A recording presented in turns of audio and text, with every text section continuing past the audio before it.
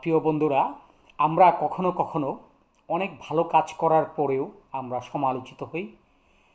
আমরা মানুষের কাছে ফ্যাসিস্ট হই, মানুষের কাছে আমরা দুর্নীতিবাজ হই, মানুষের কাছে আমরা কখনো কখনো কলঙ্কিত হয়ে থাকি। তার একটি কারণ হচ্ছে আমাদের যে মেজাজ, আমাদের যে জেদ, আমাদের যে ক্রোধ, এই ক্রোধগুলো আমরা কন্ট্রোল করতে পারি না।